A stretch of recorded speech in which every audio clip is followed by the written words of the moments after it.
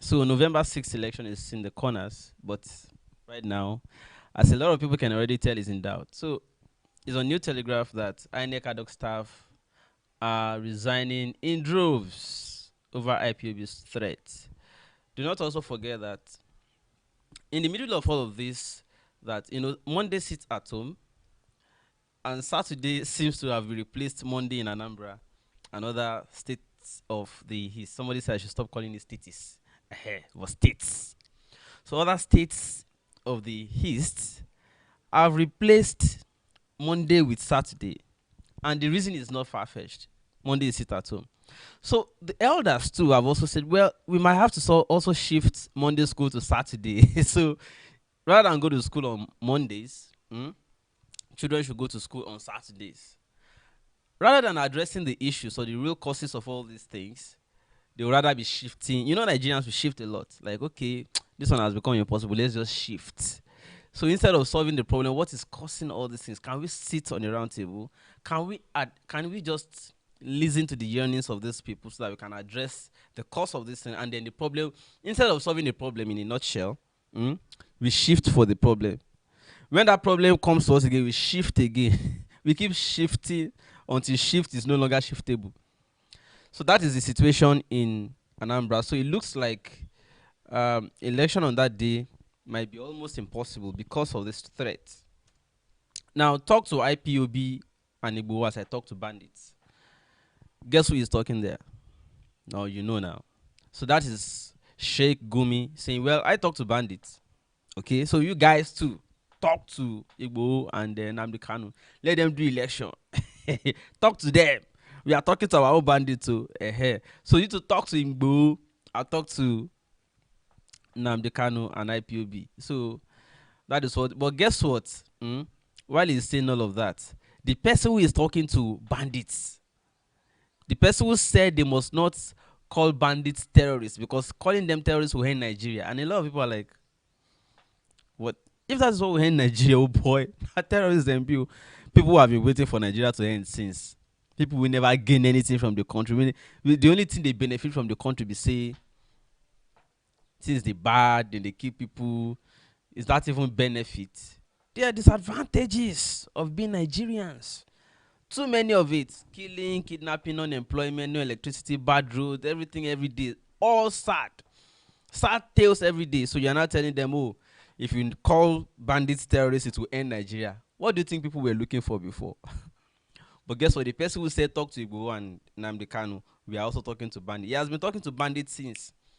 He's the one who always knew whenever they kidnapped school children, he's always the one who knew how to get them out, where they are taking the group or band that took them, He has been talking to them since, so instead of these things to abate, they grew worse. Now, while he's advising you to talk to Nnamdi Kanu and Igbo, look at what happened. Murder in the mosque. Just again. That's on Nigerian Pilot. To put it better, this is Nigeria. Says another sad day. Gunmen kill worshippers in Niger mosque. Gunmen kill. While the talker is talking to bandits, the bandits are busy doing their business. Do you understand? So while the talker is busy talking, busy talking to bandits, bandits are talking with guns, raging, killing. So if the kind of talk you want people to talk to Igboho and Nnamdi Kanu is the kind of talk you talk to bandits and they are still raging with guns, then we might need to change the kind of talk what type of talk does Gumi refer to here? Because when you say I am talking to bandits and bandits are responding with more killing, then what kind of talk are you advising other clerics to advise? I don't know. Maybe you understand, but me, I don't, Sha. Now, poverty rate in Nigeria is higher than most African nations. That is not difficult to understand now. Poverty in Nigeria. Nigeria is the giant of Africa. So whatever is affecting Africa, trust that Nigeria will be the headquarter of it. Isn't it? Isn't it? Trust that Nigeria will be the headquarter of everything, including poverty. You understand? So, as Nigeria is the highest in poverty, poverty capital of the world, the capital of the world that has to do with everything evil or bad is Nigeria. So when Nigeria is the giant of Africa, you expect that the effect of anything to the negative, Nigeria will have the largest share of it. Now, the last paper I have for today, because this will be short, INEC to grow Nigeria's GDP by $29 billion in 10 years. That's Buhari planning for your future, using e-Naira. Buhari planning for Nigeria's future using e-Naira says he projects that Nigeria will grow. See, all the projections we have been hearing since 2015, Nigeria to grow by this, they increase this, they increase VAT, they increase there. You see all economic experts on the papers and TV saying this will help Nigeria to engender. You hear all sort of grammars. It will engender. It will help Nigeria to, to facilitate the Kineko of Kineko. We are borrowing more for everything we have done. Nothing has made Nigeria better other than even steep Nigeria further into abyss. Nothing. So when you hear all this, it will help Nigeria to facilitate to the growth of Kineko and development. Fake. So that's it. Anyways, it's a short broadcast because we don't have electricity here. I have to take in fact I need to get a market to buy more things. My budget for things have increased now, including for electricity. I just have to go into the car, charge the system, charge everything before I can come live. Okay. And this is run down again. I have to go back and charge again. When beware of anybody from APC promising you anything. Yesterday it was Yaya Bello promising that in 365 days he will solve Nigeria's problem. And you can see the prototype or the template of what he has been able to do in Kogi. The same way Fashola promised us. Any government in power that cannot fix electricity in 6 months is Gbatweyo. Since 2015, we know who the Gbatweyo is. See, no electricity. Everything we use here is improvised. Battery, everything battery based. Everything battery based. And we have to keep charging. And we are in the season where even panel aren't charging it as much because there's no much sun as such, So I need to go and buy more batteries now, looking for more money. Because while we are paying higher tariff for electricity, we don't even have the electricity. I will pay higher tariff for electricity. I will pay more for fuel. I will still pay more to buy more batteries and other things as alternative or backups. You see, my laptop is already warning me. So, gentlemen and ladies, if you support us, so we need support too. If you enjoy the show, please support us. This is the number to reach me once again. As I leave, don't forget there's this message by my sister from another location. And I would like you to pay attention and listen very well because she really broke it down. And that's how I want to sign out this morning again. Bye for now. It's over to Adiola Fayon.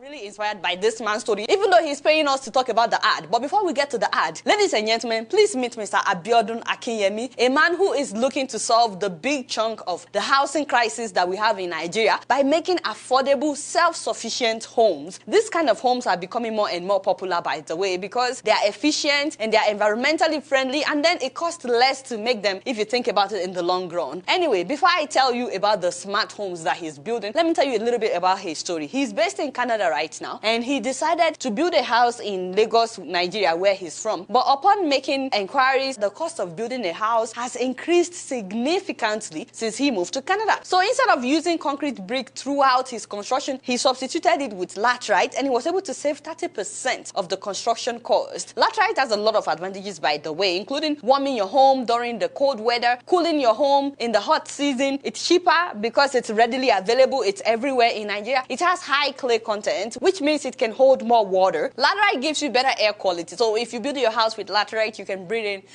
better air quality. You can even recycle it. So if you build a house with laterite and you don't like it, you can break down the house and use the brick to build another house. And that's just to name a few of the advantages. But he didn't stop at building his personal house. He decided to make his house self-sufficient, off-grid, which means that he's not going to be dependent on the electricity from the Nigerian government. So he's using solar power, and he's also not going to be using power generators, so there will be no noise noise, no air pollution. At the same time, he's not using the regular sockaway that everybody uses in Nigeria. He's disposing his own waste material by decomposing it, and he's generating his own water. So once the house is completed, he doesn't need anything from them. And this is why they call this home self-sufficient, off-grid homes. That alone inspires me. The fact that he was able to find an alternative to just spending so much money on building a house. And the fact that he doesn't have to depend on the government, he made himself a self-sufficient house. That is the inspiration for me. But then he took it a step further. So after learning from his own experience, he wants to do the same for others, except that he wants to do it better. If you see the picture of the house, you may not be too impressed by the aesthetic, but he calls this the experimental house because what he has decided to do is to now mass produce this kind of house for other people. In case anybody out there is interested in having a house that will be self-sufficient, he has bought acres of land in Lakwe beachfront in order to construct an off-grid estate. And what you guys are seeing is what he would be constructing. All these houses would not be using NEPA, and they will be constructed with laterite bricks. If anyone is interested, he's looking for 10 people, just 10 people to start out. The price starts at 34 million naira for 3 bedrooms, and you can pay in installments. He has a contract readily available, readily prepared, which you can share with your lawyer to know if that's a good deal or not. I mean, some people may feel like that's a lot of money, but it's a one-time payment that you no longer have to worry about electricity bill. You no longer have to worry about paying them to empty your sock away and stuff like that. It's a one-time payment that you know that from beginning to end, you know your house is complete and self-sufficient. Anyway, I asked him, by the way, I said, what if someone is interested right now and they decided to pay you, and along the way they decided they're no longer interested, they don't like what they are seeing? And he said to me that your money is refundable, as stated in the contract. He said he will give you back 95% of the money, and the remaining 5% is for administrative charges. He's using a system of interlocking bricks instead of the traditional style of construction. And this system results in a house that is 10 times stronger than traditionally built house, and also more terminally efficient. Each home would have its own fire system and will be conveniently located by a fire hydrant in order to make it easier for fire crews to help just in case of an emergency. We'll be building common areas that will have a gym, a playground, swimming pool, ball courts, grocery stores, and so on and so forth. And more importantly, the houses in his estate will reduce global warming and human carbon footprint. So guys, if you're interested, please check him out. This is his website.